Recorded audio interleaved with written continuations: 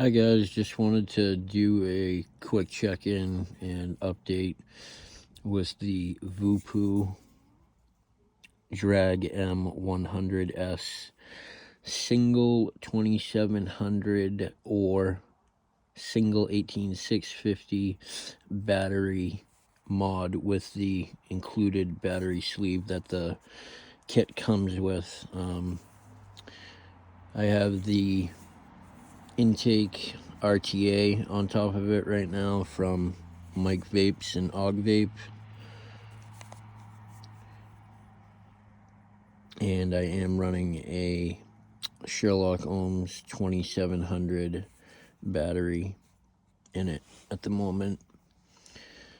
I've been using it for about a good month now, and just wanted to give you guys my thoughts. I think it's a pretty good device. It utilizes the Genie TT chip, and I'd say it's a pretty good option for anyone who is looking for a smaller single 2700, or like I said, it can be used with the 18650 battery sleeve that's provided with the kit. It does come with the Cerberus sub-ohm tank from UFORCE. It utilizes PNP coils. You get 2 in the kit, and they're both PNP mesh coils that come with the kit.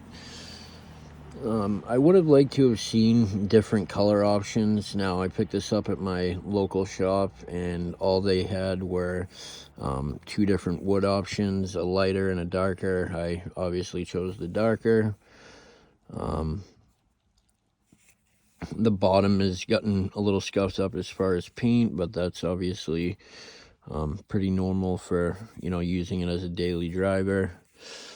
Going and looking at the screen, let me see if I can get it a little bit closer for you.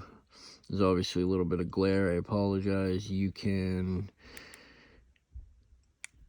switch between smart mode, which it'll automatically detect what you're using for wire and adjust the wattage accordingly.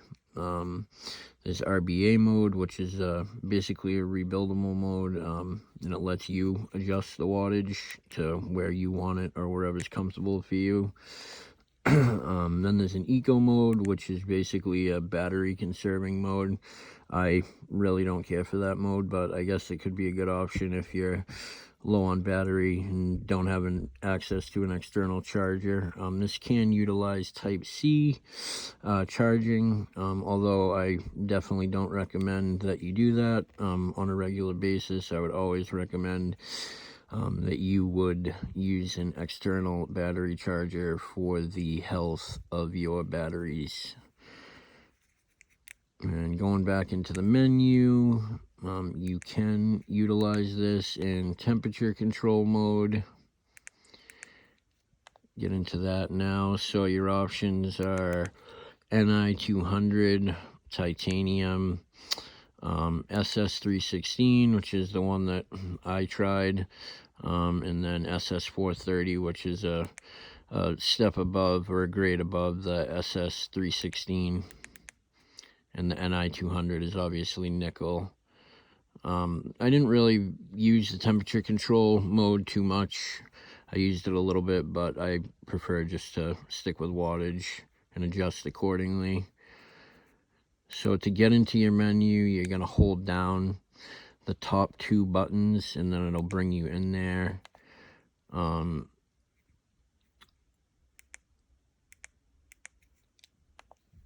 And then the button below the 2 buttons for your wattage and scrolling through your menus, lock button, so that is a nice safety feature, so no auto firing goes off when you don't want it to. And there is a puff counter at the bottom, as well as a battery life indicator bar with your voltage, ohms, and seconds counter over on the right hand side.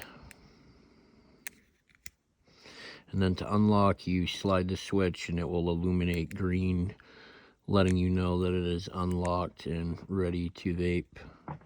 And then there's your puff reset button.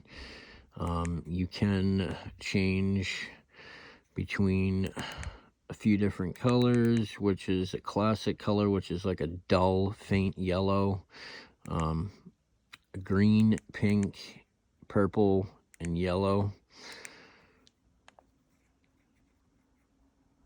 And then there's an about button you can hit, which basically tells you about the chip and the chip ID number, and that's about it. Like I said, up and down to adjust your wattage. Something else I did notice, I don't know if this is just a VOOPOO specific thing, but when you hit the fire button, you basically have to hit it twice before it starts vaping. It has that little almost false press or stutter, I guess you could call it. So that may or may not be a big deal for some people. You kind of get used to it as time goes on.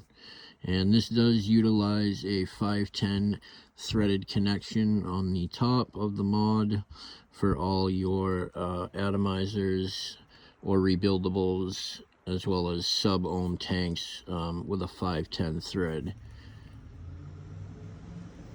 And do I recommend this mod?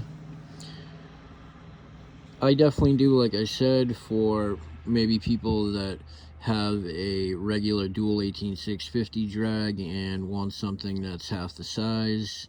I'd also recommend it for, like I said, people who maybe are looking for something a little bit smaller than your normal dual 18650 battery box mod, or dual 2700 mod, or 21700 mod. It definitely feels like a quality device in the hand. It may be a little slippery, but it's not too bad. And the Genie chip seems to perform well. It definitely provides a pretty good vaping experience. Nothing like, absolutely extraordinary, groundbreaking or cutting edge, really. Just a normal, decent device. And I'd also recommend it, I guess, lastly, for anyone who's thinking about getting into vaping, or just looking for a basic kit to pick up. I want to say that the price point I saw it at was, I believe, mid 50 United States dollars, so not that bad. Seems as you get a mod, you get a sub-ohm tank that has 2 PNP mesh coils. You get a USB-C charging cord or update cord. You get a little battery safety card. You get a nice little detailed manual in many different languages. And you get a QC passed little card in there as well.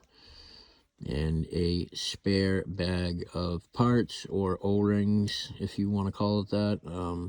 There's some spare O-rings, and then there is a little rubber or silicone insert for the top of the Cerberus tank by UFORCE, and that's so you can conveniently fill with your unicorn bottles without making a mess or having any leakage there. It is top airflow, so you don't have to worry about any leaking, and it's plug and play coils as well. So